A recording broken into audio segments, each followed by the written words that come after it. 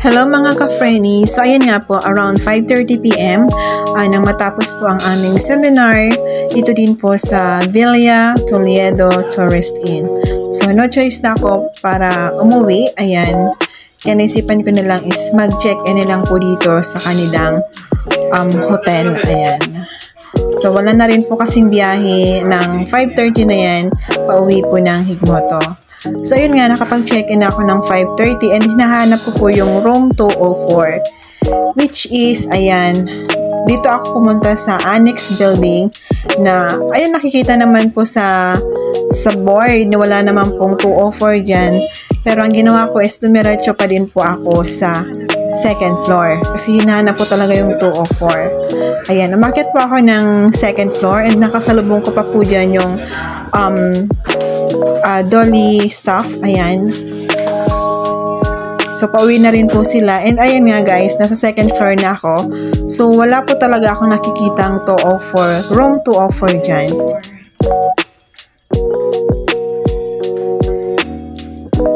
So, ayan. Bumalik na ako guys kasi dyan sa taas is wala na pong room dyan kasi function room na din ang naan dyan. And ayan nga po guys, bumaba ulit ako sa ground floor. Kung di naman kasi ako isa't kalahating tea, ayan. Alam ko naman na, nakita ko naman doon na wala talagang room 204 dito.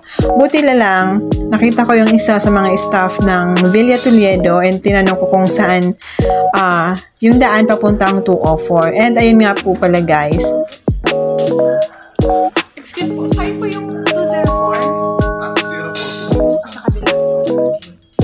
So, dito guys, ayan, meron silang fire extinguisher in case po na may fire accident, ayan, madali nilang maaapula yung apoy.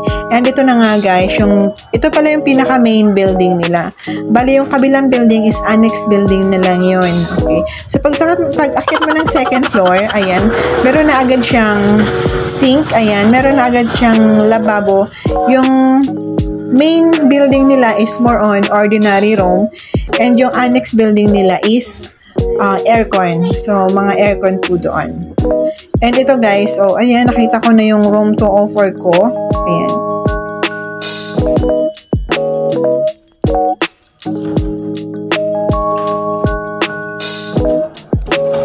Ayan guys, pinuksan ko na and tadaan! Ayan. So, maliit lang space niya. Pang ano lang talaga siya. Pang double, ayan, pang 2 tao lang. Ayan, meron silang TV, may isang electric fan, and may 2 outlet. And ayan guys, so dahil nga dalawa kami, ayan. And 2 toothbrush, isang sabon, isang tissue, and meron din silang blanket and towel. So ayan, tinitest ko kung may mga alikabok and ayan, meron nga konting alikabok, but it's okay naman po. So, ayan, tinetest ko na din yung foam nila, kung maganda ba. And ayan, yung towel. Binuklat ko na. Ayan. So, meron po siyang, tawag yan, meron po siyang maliit na dumi, pero okay na rin naman. Ayan. And inamoy ko na din yan. So, amoy po siyang sabon. Hindi siya amoy kulob. And dito guys, pinatay ko saglit yung ilaw kasi tinetest ko kung merong mumu na lalapit sa akin. So ayan guys, every time na aalis ako or magbabiyahe ako and meron ako pupuntang mga seminar or training, ayan, usually ito talagang bag ang dinadala ko kasi kasya yung damit, ayan, damit, tsaka yung ibang mga dala-dala ko, notebook, tsaka kung ano-ano pa. Nagdadala talaga ako ng damit kahit na parang isang araw lang yung seminar namin. Nagdadala talaga ako ng damit para in case na pawisin ako or kung ano pa is anytime maaari ako makapagpalit ng damit. Ito naman yung gamit sa kanila. And then guys, lumabas pa ako saglit dyan kasi itutor ko po kayo sa CR nila. Ayan. So, paglabas ko is sobrang tahimik ng lobby nila, ay ng hallway nila. Ayan. Sobrang tahimik kasi siguro kukunti pa yung customer nila and ilan lang yung nag-check-in. And dito guys, sa second floor, ayan, meron po silang 3 toilet. Ayan. Siguro sa every floor nila is meron silang separate na 3 toilet sa mga ordinary siya kasi yung ibang room lalo na sa aircon is yung toilet nila is nakasama po dun sa room na binabayaran. So dito po sa ordinary is nakahiwalay po yung toilet nila. Okay naman yung toilet nila, malakas yung tubig, malinis, and meron siyang alcohol and air freshener. So, ayan guys. So, ginagawa ko na lang yun. Nagtutortor ako ng konti and then, ayan, nagpapatay oras and balik uli ako sa aking kwarto. So, ayan, inaantay ko na lang talaga yung oras kasi maya-maya lang is pupunta ako ng pier para sunduin yung aking mag-ama na pinasunod ko talaga sila kasi ayoko mag-isa sa kwarto. So, and isa na din dyan is gusto kong makagala din yung anak ko kasi gusto niya talaga mag-play.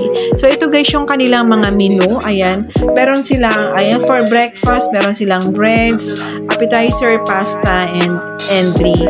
And meron din silang mga drinks like, ayan, may party tray sila. Tapos yung coffee nila, meron din mga sosyalan. Ayan, may craft drinks din and bottled coffee.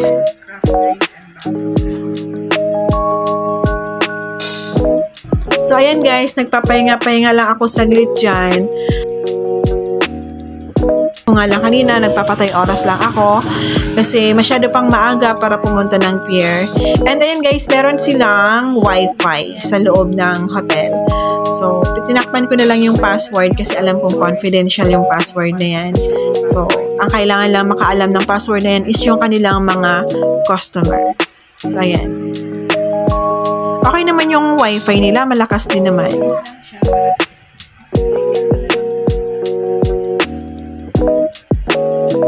Hi guys, ayun po, lalabas ko muna ako kasi susundin ko lang matuwa ko na lang sa pier. So, ayan. So, iwan ko muna itong bedroom.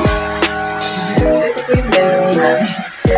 So, ito po ay worth ng, sabali ang nila is ordinary room is 450. So, dahil nag-add po ako ng sa isang tao lang yun. So, nag-add po ako ng isang adult and isang baby. So, yun na po yung asawa at anak ko. So, nagta-add po sila ng 100 pesos para sa additional. So,